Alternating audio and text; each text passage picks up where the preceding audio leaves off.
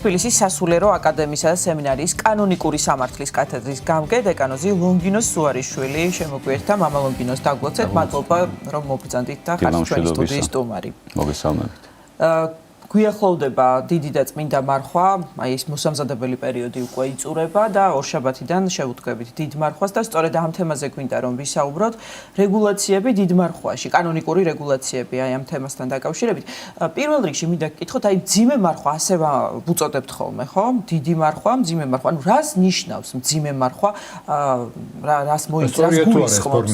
ეს ფორმულირება რამდენად სწორი არის და ამავდროულად რომ გითხრათ წარმომავლობა დიდი მარხვისა საიდან იღებს სათავეს. და დიდი მხოლოდ იმიტომ ქვია რომ ხანგრძლივია თუ შინაარსობრივადაც. ძალიან საინტერესო კითხვებია და შევეცდები რომ მოკლედ ლაკონურად და გასაგებად გაგცეთ ამ კითხვებზე პასუხი. უპირველეს ყოვლისა ისტორიულად ახლა ჩვენ ვიცით რომ დღევანდელ დღეს 4 ესეთი გრძელვადიანი მარხვა გვაქვს, ხო ეს არის აღდგომის, ანუ დიდი მარხვა, პეტრე-პავლობის, მარიამობის და შობის. ამათგან ყველაზე უძველესი, ანუ რომელიც სამოციქულო დროიდან იღებს სათავეს, ეს არის დიდი მარხვა, ანუ აღდგომის მარხვა. ეს უკვე მე-5-6 საუკუნეებიდან ყალიბდება ნელ-ნელა იგივე პეტრე-პავლობის, მიძინების და შობის მარხვა, თუმცა საყოველთაო სახე საკმაოდ გვიან იღებს. ეს მარხვები შეიძლება ითქვას პირველი 1000 წლების ბოლოსკენ. ამას მაინც ლოკალური ტრადიცია ჰქონდა მარხვებს სხვადასხვა ეკლესიაში და უკვე საყოველთაო სახე ხდება უფრო მე-10 საუკუნიდან. შეიძლება ითქვას რომ მთელი მართლმადიდებელი სამყარო მოიცვა. რაც შეეხება ამ ტერმინებს, რატო ქვია მძიმე ან რატო ქვია დიდი და ასე შემდეგ, უპირველეს ყოვლისა ტერმინი ძალიან საინტერესოა მარხვა. ეს ბერძნული ტერმინიდან მოდის, ნისტია, ნისტევო ქვია, რაც სიტყვით ნიშნავს აბსოლუტურ უჭმელობას, შიმშილს, თავშეკავებას. ქართული სიტყვაც ამის შესატყვისია დამარხვიდან მოდის. ანუ რა იგულისხმება ამაში? საკუთარი თავის დამარხვა და რისგან? აი პავლე მოციქული რო ამბობს ნათლობის დროსაც ეკითხება ეს სამოციქულოში რომ თქვენი თავები შერაცხეთ ცოდვისათვის როგორც მკვდარი და ღმერთისათვის ყოველთვის ცოცხლები იყავით. ანუ როგორც მკვდარს არ შეუძლია ცუდი ქმედებების ჩადენა ადამიანმაც, ანუ ქრისტიანულ ადამიანმაც აი ესეთი უუნარობა უნდა გამოიჩინოს ცოდვიანი ცხოვრების მიმართ. აქედან წამოვიდა ეს სიტყვა მარხვაც, ანუ საკუთარი თავის დამარხვა ცუდი ქმედებებისაგან, ცუდი ჩვევებისაგან და ასე შემდეგ. და სრული უჭმელობა და შიმშილობაც რატო ეწოდებოდა ამას, რომ აი სიტყვა მძიმე რო ახსენეთ. რეალურად ეს ხანგრძლივობა სამხელა არ იყო და დიდი მარხვა იმიტომ არ ქვია რომ 59 დღე გრძელდება დღესდღეობით, ხო ამასაც თავისი განვითარების ისტორია ჰქონდა. საწყის ეტაპზე რაც იყო საყოველთაო წესი, ეს იყო ერთკვირიანი დიდი მარხვა. ეს ბევრმა არც იცის. აი ნებიშვიდულს ასაც უწოდებთ ჩვენ. ეს იყო საყოველთაო წესი. და მძიმე იმიტომ ეწოდებოდა რომ აბსოლუტურ უჭმელობას გულისხმობდა მთელი დღის განმავლობაში. აი დღეს არის იგივე ისლამის რელიგიაში შემორჩენილი სის ჩასვლამდე რომ საჭმელს არ ჭამენ იმ რამაზანის პერიოდში, ხო? აი ესე იყო ფაქტობრივად ეს ძველ ქრისტიანებში, ეს სხვადასხვა ტიპიკონებში, სხვადასხვა მითითებებია ძველ წყაროებს გულისხმობ მე. აი მაგალითად ძალიან მოკლედ ცნობას ვიტყვი რომ მონაზონთათვის, ანუ სამონასტრო ასე ვთქვათ ინსტიტუტში სხვანაირი იყო, რა თქმა უნდა და ერის ხალხისა სხვანაირი. მონასტრებში იყო დღეში ერთხელ მზის ჩასვლის შემდეგ ისიც პურზე და წყალზე უნდა ყოფილიყვნენ მთელი ამ ერთი კვირის განმავლობაში. ერის ხალხს შეეძლო ორჯერ ეხმია. ნუ ზოგან წერია რომ მარტო ხორცისგან შეიკავოს თავი, გააჩნია რა რეგიონში ცხოვრობდა ხალხი და როგორ იყო. განსაკუთრებულ წესი იყო იქაც შეიძლება პურზე და წყალზე, ანუ უცხიმოზე ყოველ შემთხვევისთვის ერთი კვირის განმავლობაში. და იყო ისეთი მოღვაწეები, ვინც მთელი ერთი კვირა არ ჭამდა. აი ამ ტიპიკონური, აი ესეთი რაციონის საფუძველზე ეწოდა ამას მძიმე მარხვა, როცა ხალხი ესე მკაცრად მარხულობდა. და ბუნებრივიც არის, ხა ჩვენ როცა წმინდათა ცხოვრებაშიც კითხულობთ, რომ მთელი დიდი მარხვა არაფერი არ შეჭამაო, ჩვენ წარმოდგენა გვაქვს მთელი 40 დღიან პერიოდზე. სინამდვილეში აქ საუბარი მერტკვირიან პერიოდზე, იმიტომ რომ ღმერთის განგებით ყველაფერი შესაძლებელია, მაგრამ ერთი კვირა ბუნებრივადაც არის შესაძლებელი, რომ ადამიანმა შეიძლება იშიმშილოს და ხო, გაძლოს და არაფერი ასე ვთქვათ არ იხმიოს.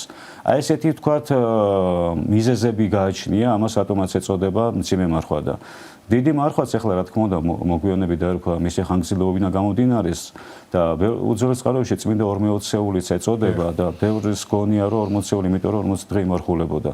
ეს არის ანალოგი მაცხოვრის 40 დღიანი მარხვისა. და ზუსტად ვიცით რომ მაცხოვრმა არაფერი არ მიიღო. ის 40 დღის განმავლობაში და 40 დღის მარხვის შემდეგ წერია რომ მოშიბდა და მე მიდის ეშმაკი მასთან გამოსდელად. და ის რომ ეს ნამდვილად ერთკვირიანი იყო ამას უძველესი საეკლესიო ბევრი წყარო მოწმობს ეკლესიის მამები ჯულის კანონში შესული კანონებიც იგივე დიონისი ალექსანდრიელი, პეტრე ალექსანდრიელი. როდის გადიდა უკვე როდის გახდა იმ ფორმით, რა ფორმითაც უკვე ჩვენ რამდენიმე საუკუნეა ამ მარხვას ასრულებთ. ამან ჯერ ესე ვთქვათ ლოკალური სახე ჰქონდა და საერთოდ ამას ქვია კათაკმევლების მარხვაც, აი 40 დღიანი მარხვა. ჩვენ მოგეხსენებათ რომ ადრე ხალხი როცა ვთქვათ ემზადებოდა ნათლობისათვის ზრდასრულ ადამიანებზე საუბარი. ისინი ჯერ მარხულობდნენ განსაკუთრებულად, ვთქვათ იმ სამწლიანი მომზადების შემდეგ და მერე ინათლებოდნენ. და სწორედ ისინი იწყებდნენ 40 დღე მარხვას მაცხოვრის მარხვის შესაბამისად. და უკვე მე ეკლესიაში ჩამოყალიბდეს ტრადიცია, რომ რაც ერთგვარი სოლიდარობის ნიშნად მთელ ქრისტიანებზე გავრცელდა, რომ მათაც ემარხულათ.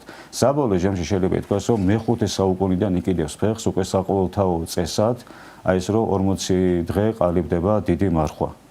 და აი ეს კიდევ ერთხელ მინდა ამ შინაარსზე გავამახვილო ყურადღება, რომ ზოგადად მარხვა ეს არის თავშეკავებული ცხოვრება და მაინც და მაინც პედანტურად საჭმლის რაციონზე არ უნდა გამახვილოს ქრისტიანმა ყურადღება. თავშეკავება რა არის ზოგადად რო ავიღოთ? თავშეკავება არის ადამიანის ცხოვრებაში ბევრი წარმატების წინაპირობა. ეს ჯერ კიდევ ძველ ფილოსოფოსებთან, ძველ მოღვაწეებთან, იგივე სპარტონული აღზრდაც რო ავიღოთ, ხო აი დისციპლინური ცხოვრება, ანუ რაღაცისაგან თავის შეზღუდვა, რაღაცაზე უარის თქმა. ჯერ ერთ ეს ადამიანს შეყალიბებს მტკიცენების ყოფას. და მტკიცენების ყოფა პირობა ხდება, ასე ვთქვათ, მრავალი წარმატებისა ადამიანის ცხოვრებაში, ყოფითი გაგებითაც კი. და მით უმეტეს სულიერ ცხოვრებაში წესია, იქ კართაგენის მე-3 და მე-4 კანონები იქ ესე წერია, რომ ადამიანი, რომელიც თავშეკავებული ცხოვრებით ცხოვრობს, უფრო ადვილად მიიწევა მისი ლოცვები ღმერთამდე და ღმერთიც უფრო ისმენს მის ლოცვებს და თქვათ მის გულისათხოვარს უსრულებს. და ყველაზე მთავარი რაც არის, ეს მარტო უბრალო თავშეკავება არ არის. დიდი მარხვა ეს არის სულიერი გლოვის პერიოდი.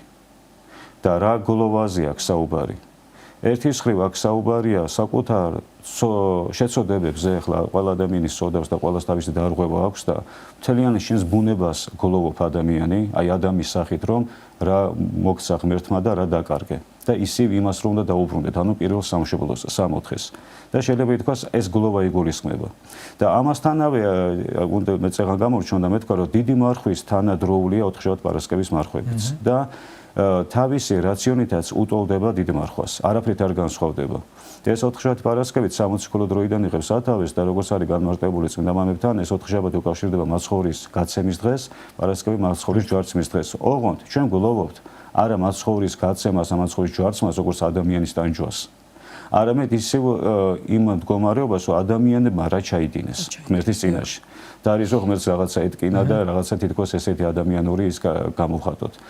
აი ამ მნიშვნელობიდან გამომდინარე, რომ ეს არის სულიერი გლოვის განსაკუთრებული პერიოდი, იმისათვის, რომ სულიერი გლოვის პერიოდი არ იქნეს დარღვეული რაიმე ადამიანური მოტივებით, ამიტომაც შემდეგ ეკლესიაში ყალიბდა ეგრეთ წოდებული გარკვეული კანონიკური რეგულაციები. მაგალითისთვის, აი ჯვრისწერა და სხვა ბევრი, რაც მარხვაში იგზალება. ისინიც რომ განმარტოთ, თქვათ, რა არის ამოღებული ამ თუ პერიოდში მსახურებიდან და რატო? ხო, რა თქმა უნდა, ეს ძალიან მნიშვნელოვანია და რაც თავარი პირველ რიგში ხაზი უნდა გაისვას, რომ მხოლოდ დიდი მარხვას უკავშირდება შეზღუდვები. ჩვენ პეტრე პავლობის ან მარიამობის ან შობის მარხვაში მსგავსი შეზღუდვები პირდაპირ არ გვაქვს. ნუ ის წერაზე კი, მაგრამ აი თუნდაც რა ვიყოთ, რა შეზღუდვებია დიდ მარხვაში, აი კანონებში რა გვხვდება? სრული წირვის ჩატარება. ხლა ვინც მოწმუნე ადამიანია, იცის, რომ აი დიდ მარხვაში ტარდება ეგრეთ წოდებული პირველ შეწირულის ლიტურგიები, მსახურება, რომელიც შაბათ-კვირის გარდა ტარდება და რატო? წირვაც, ნახეთ როგორ შეფასებული, ეს არის საზეიმო მსახურება, საცოლის ხომ მსხვერპლი აღესრულება და ადამიანთა გამოხსნის საიდუმლოსთან გვაქვს საქმე. ეს არ არის გლოვის მსახურება ამ წუხარების. შესაბამისად, რაღაც ვთქვით, რომ დიდი მარხვა ეს არის სულიერი გლოვის პერიოდი, ამიტომ შაბათ-კვირა მარხვათაც არ ითვლებოდა. და საერთოდ საეკლესიო კანონიკით, ხა ჩვენ შაბათ-კვირასაც კი მარხულობთ, მაგრამ მძიმე მარხვა არ შეიძლება, მაგალითად უცხიმო მარხვა. გარდა ერთი შაბათისა, რომელიც არის აღდგომის წინათვე, დიდი შაბათი. დანარჩენ შაბათ-კვირა, ამიტომ რადგანაც დიდ მარხვაში ჩვენ შაბათ-კვირა გმარხულობთ, მაგრამ თქვათ ის ადამიანი, ვინც უცხიმოზეა, შაბათ-კვირას არ აქვს უფლება, რომ ესეთი სიმკაცრე დაიწყოს, უნდა განასხვაოს. ანუ ერთგვარი გახსნილებასთან გვაქვს საქმე. ამიტომ შაბათ-კვირის გარდა კვირის შუა პერიოდში, ასე ვთქვათ, ორშაბათიდან პარასკევის ჩათვლით, ეკლესიამ ეს შეზღუდვა დააწესა, რომ სრული წირვა არ ჩატარდეს, ანუ საზემო განწყობა არ შექმნათ. ამ სულიერი გლოვის პირობის გამო.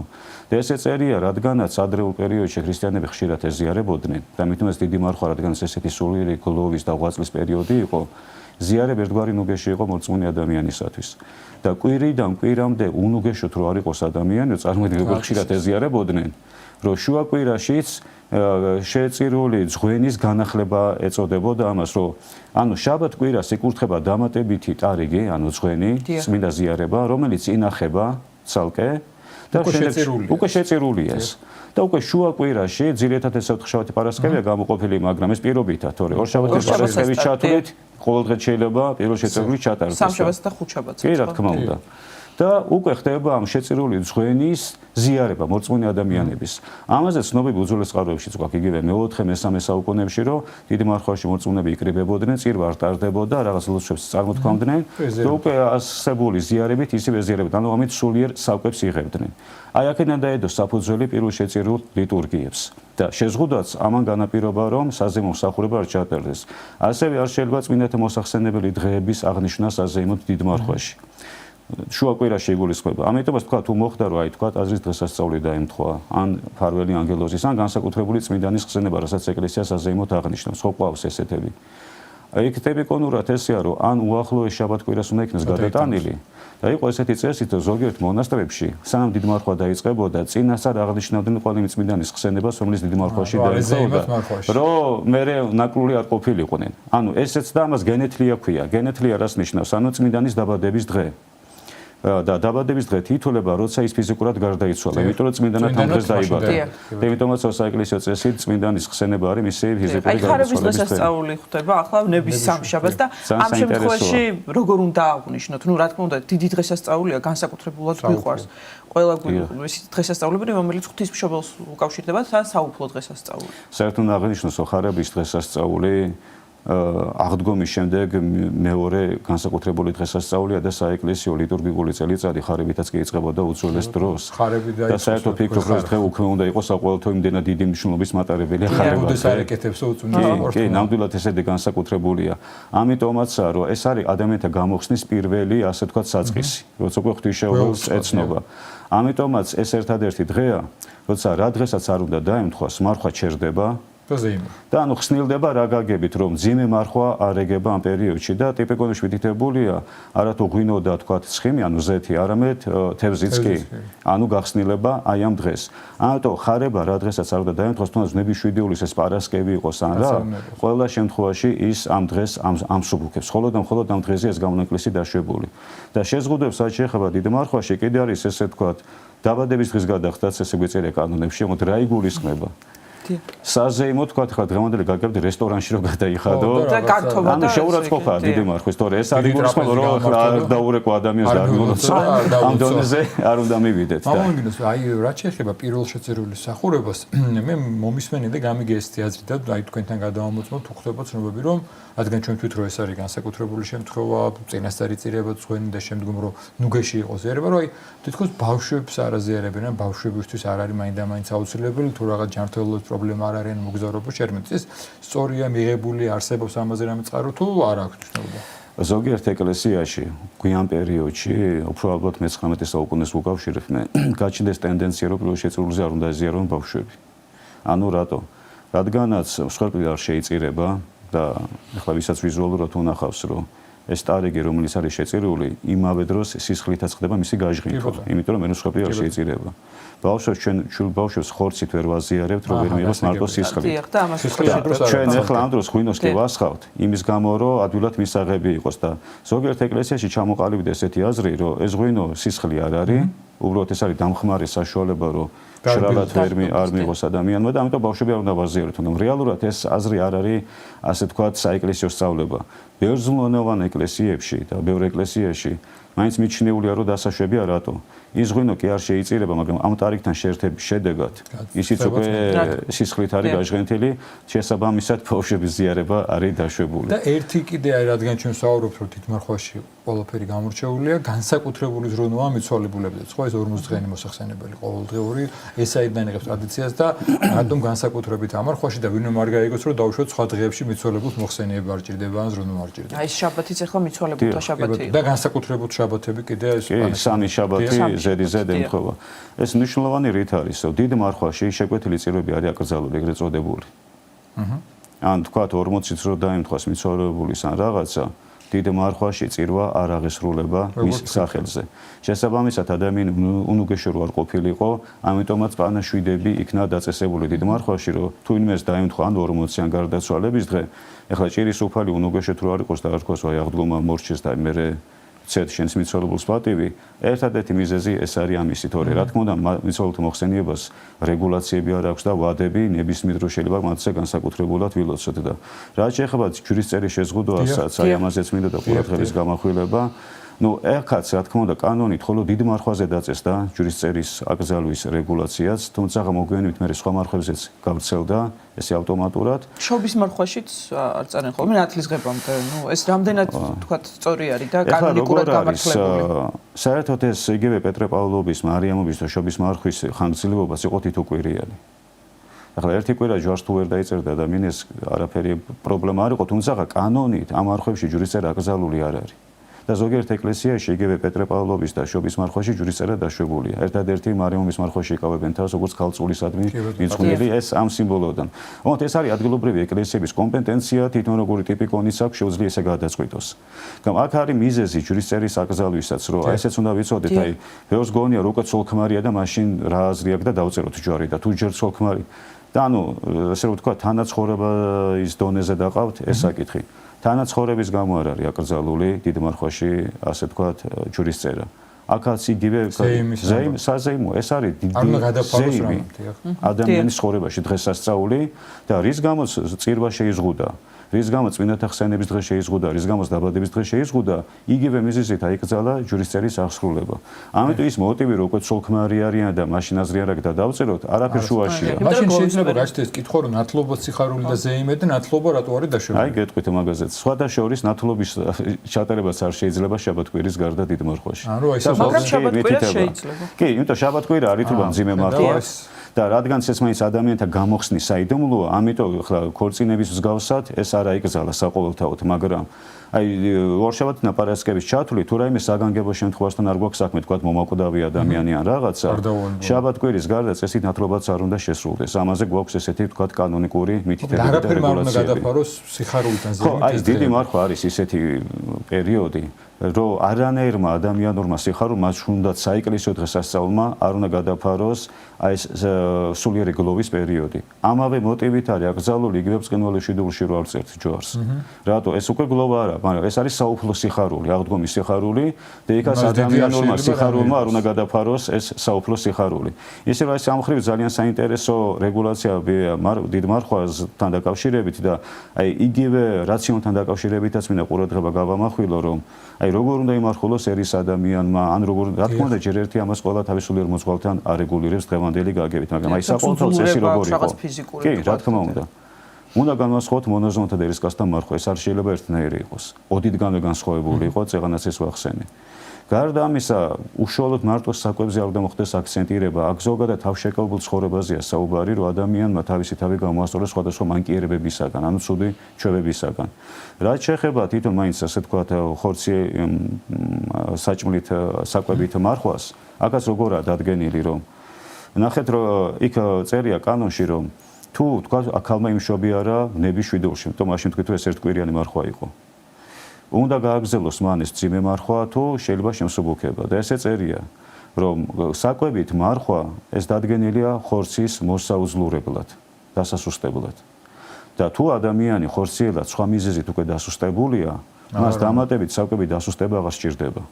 შესაბამისად თუ შეიძლება ამ საკვებით შეზღუდვამ კიდე დამატებით გამოიწვიოს მისი ჯანმრთელობის შერყევა, ან სხვა რაიმე პათოლოგია, რომელიც შეიძლება საერთოდ სიცოცხლის მოსპობამდე მიიყვანოს ადამიანი საბოლოოდ. რა თქმა უნდა, ეკლესიის მიზანი არ არის ადამიანის ხორციელი. ძალიან კარგი მაგალითია, ხომ ამბობინოს, რომ რამდენად ესე იგი გასაფიქრებელია, რომ მხოლოდ საკვები არ არის მარხვა. და შეიძლება ადამიანმა მიიღოს ხორცი და იმარხულოს გამაყლის შემთხვევაში. რა თქმა უნდა, ეგეთი შემთხვევებიც ყოფილი, ახლა არის ადამიანი ონკოლოგიურად დაავადებული. და აუცილებელი წამალი ამისთვის ხორცი ცილა აუცილებელი. ამიტომ ჩვენ ესე მომაკვდინებელ წოდათ არ უნდა მივიჩინიოთ. აი ხშირად არასწორი წარმოდგენა გვაქვს. ახლა ჩვენ ცალკეული წმინდანების ცხოვრებას ვკითხულობთ, იქ არის რომ ყველაფერს ზუა ეს მისი პირადი ღვაწლი იყო. ეს არ წარმოადგენს და ცალკეული შემთხვევა გრიგოლ ღვთისმეტყველიც კი ამბობს, არ არის ეკლესიის სწავლება. ცალკეული შემთხვევა არის ცალკეული შემთხვევა, რაც ღმერთის განგები დაიშვა, կամ ეს არ წარმოადგენს ეკლესიის საყოველთაო ტრადიციას და წესს. საყოველთაო წესი არის ის, რაც საეკლესიო კანონიკაში არის ასახული, რაც კრებების მიერ არის დადასტურებული და აი ამ ხრივ ახლა რაზეც ვისაუბრე, ეს არის კრებების მიერ დადასტურებული. და ესეთი პედანტური მიდგომაც ხო იგივე თქვა და კანფეტი გვაჩუქეს და კითხულობ ანოტაციას ამე.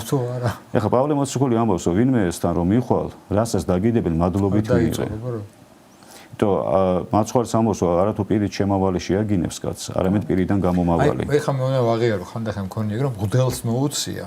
მღვდელს. დაიკითხები. არ მე მინახავს რამე ხო არ არის შედგენილი. მე ვთქვი ჭამეთან მეუნება და მე არ მიჭამია რომ ვაი და ის არ იყოს და გეგონება ეხლა მარტო ამით თუ დავარღვია სხვა არაფერი არ შემიცოდავს. ჩემთვის საერთოდ უკითხავთ, შემითავაზებდი და მასამარხოა მეკითხები. ეგეც ყოფილა. ხო, ან ტრაპეზეზე ხარ ეპისკოპოსთან, მღვდელთან და რაღაცაზე თავზე გავარ. სამარხო ხო არ არის რამე? ხო, ერთი რამე უნდა გვესმოდეს, აი ესეთ პედანტურ დონეზე არ უნდა დავიყვანოთ მარხვა.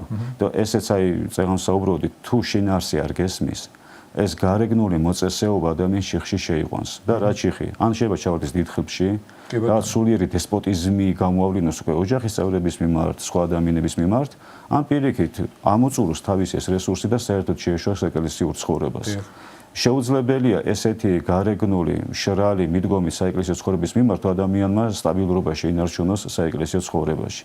ამიტომ ძალიან მნიშვნელოვანია შინაარსის წოდომა და სწორი გააზრება ამ ყველაფრის, რომ რეალურად ადამიანი, ღმერთი ადამიანისაგან რას ითხოვს?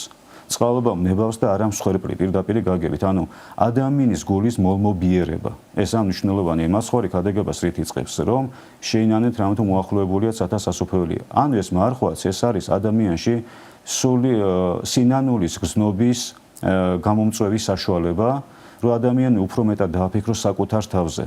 და ჩვენ ადამიანების სხვების ცხოვრებით ცხოვრობთ. რაც არ გინდა ახლა თითქოს ორიენტირებული ვიყოთ საკუთარ თავზე, საკუთარ აღზრდაზე, საკუთარი ხასიათის გამოსწორებაზე. მაინც აი რომ დავაფიქრდეთ, დიდი წილი ჩვენი ყურადღებისა სხვა ადამიანების ცხოვრებაზეა გადატანილი და არა ჩვენ ცხოვრებაზე.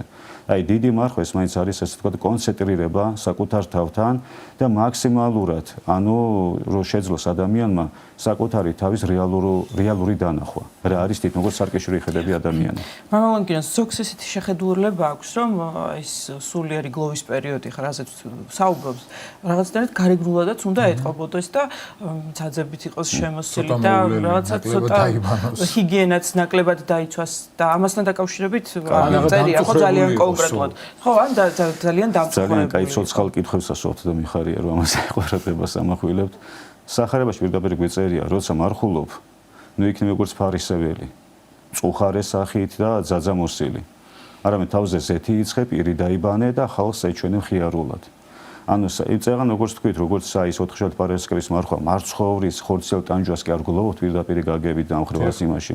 ანუ ჩვენ სულიერ მდგომარეობას კაცობრიობამ თქვა ჩვენი სახით რა ჩაიდინა. ამას გლოვობთ, ამ უძლურებას. იგივე როცა ადამიანი ღვაწლშია, ან სულიერ გლოვა ნიშნავს საკუთარი თავის შეცნობას და შეფასებას და არა ის რომ იმიტირება რომ თითქოს წუხარებაში ხარ და თითქოს ჯიხს იცემ და რაღაცა. ეს ყველა შემთხვევაში უკვე ან ხიბლისკენ დრიკილება, ან რაღაც არაჯანსაღი გამოვლინება. ისე რომ გარეგნული ფორმით ადამიანში განსხვავება არ ხდება. ეს არასწორია. უფრო მეცაც გეტყვით, გვაქვს ესეთი კანონი რასთან დაკავშირებით, რომ იყო ესეთი პერიოდი ცალკეულ ეკლესიებში, რომ ქრისტიანები რო ინათლებოდნენ, გრძელთმებს უშვებდნენ და შუაზე გაყოფილს, ანუ მაცხოვრისთვის რომ მიებაზათ. ნუ უფრო მამაკაცებზია საუბარი. და კანონმა ეს აკრძალა.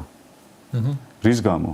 რომ ჩვენ მაცხვარს არა გარეგნულობით უნდა მივბაძოთ, არამედ მის სწავლებას და რაც გვასწავლა. აი ამ კუთხით უნდა იყოს ჩვენი მიმაძველობა. ძალიან საინტერესოა მოლოდინოს, ალბათ პერიოდულად დაგვეხარდება თუ მოხვალთქო მახოს პერიოდში. უგრმესი მადლობა. იმიტომ რომ ბევრი ისეთი საკითხია, რომელიც არ ვიცით და თუ არ ვიცით, არასწორად ვაკეთებ ცხადია და მნიშვნელოვანია რომ ვიცოდით შინაარსი რატო არ შეიძლება რაღაც ეკლესიაში ან რატოა დაშვებული. უგრმესი მადლობა. თბილისის სასულიერო აკადემიის და სემინარიის კანონიკური სამართლის კათედრის გამგე დეკანოზე ლონგინოს სუარიშვილი გვესაუბრა.